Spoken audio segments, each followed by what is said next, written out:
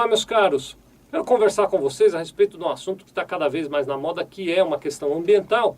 Nós vamos falar hoje nesse nosso vídeo sobre as licenças ambientais, que aqui no estado de São Paulo são concedidas por um órgão chamado CETESB.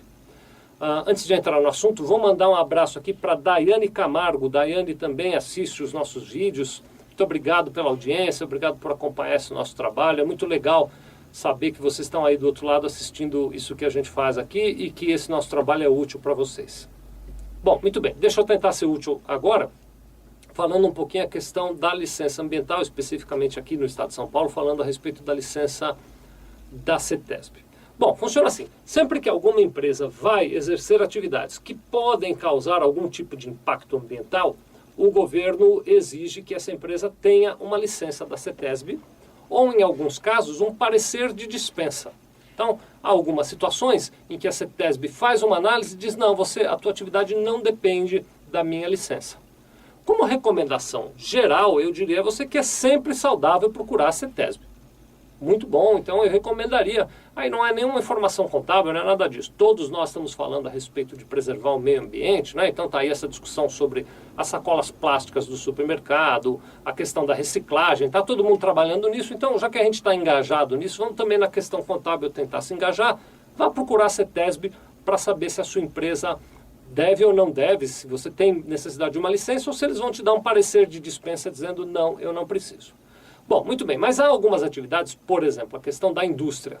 Quando você tem uma indústria, a Secretaria da Fazenda só concede autorização para você trabalhar e emitir notas fiscais através da inscrição estadual, ela só te dá a sua inscrição estadual quando você tem ou o laudo de autorização, a licença da CETESB, ou quando você tem, no mínimo, um parecer de dispensa, um documento da CETESB dizendo que a tua atividade não tem impacto ambiental. Quero alertar a respeito dessa questão do impacto ambiental, que o impacto ambiental se manifesta de diversas formas, né? Quando a gente fala de impacto ambiental, vem aquela imagem antiga da fábrica que solta fumaça, né? Então aquela chaminé soltando aquela fuligem preta e tal, etc. E aí você olha para a tua empresa e diz, mas a minha empresa não solta fuligem preta, então eu não tenho impacto ambiental. Não, não é só isso não.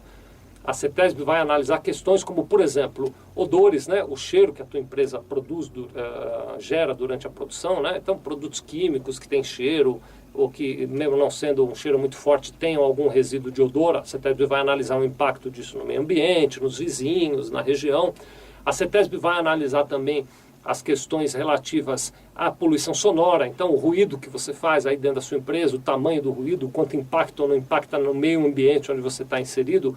E a gente, quando fala de meio ambiente, pensa logo na floresta, mas a cidade também é um meio ambiente, tem o seu vizinho, a CETESB vai analisar justamente esse impacto do ruído que você produz. Tem a questão do descarte do resíduo, né? Porque toda fábrica produz algum resíduo, seja líquido ou seja sólido, ou até mesmo eventualmente gasoso, né? Como aquela fuligem preta que a gente estava conversando agora. Como é que é feito o descarte desse resíduo dentro da sua empresa? E mesmo o tratamento de água. Para você ter uma ideia, é muito comum em indústrias que se use água para lavar peças e mesmo para lavar as máquinas industriais. Aquela água da lavagem não pode ser descartada no esgoto comum. Ou pelo menos não deveria ser descartada no esgoto comum. A CETESB tem regras e você tem que descartar isso dentro das regras da CETESB. Não é minha área, né? Mas estou dando aqui, mais uma vez, eu sou um grande pitaqueiro, né? Estou dando pitacos em áreas que não são minhas, mas essa licença da CETESB depende de uma análise de todas essas questões. E vou te dizer, de novo, independente da contabilidade, você ter a licença da CETESB sempre agrega valor ao compromisso da tua empresa com a sociedade, com o meio onde você está inserido. Bom, muito bem, por que eu estou dizendo tudo isso? Primeiro, para te dizer que precisa sim da licença da CETESB em muitas situações, e depois para te explicar que a licença da CETESB, ela, para ser pedida, na verdade, você para pedir a licença da CETESB é um formulário de papel. Você vai lá, pega o formulário, preenche e dá entrada lá na CETESB. Bom, muito bem, preencher o formulário do papel depende de uma caneta. Eu acho que eu tenho uma aqui, ó, pronto, pego essa caneta aqui, vou lá e preencho o formulário de papel.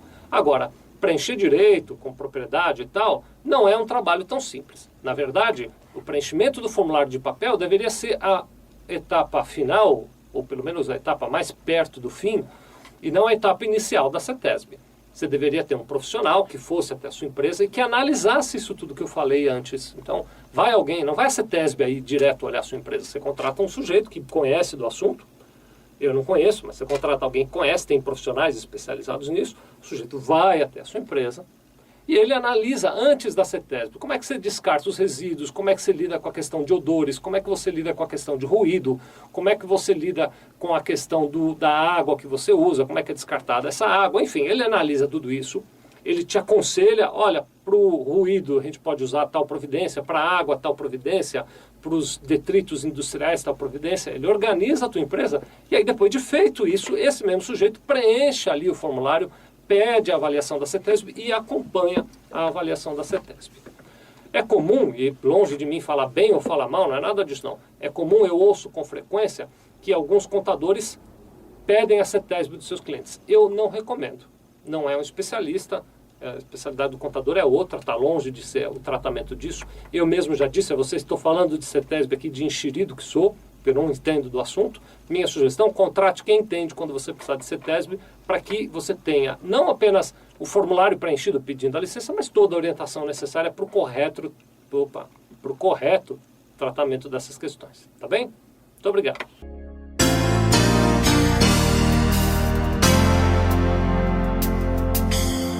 Sevilha Contabilidade. Nós vendemos tranquilidade.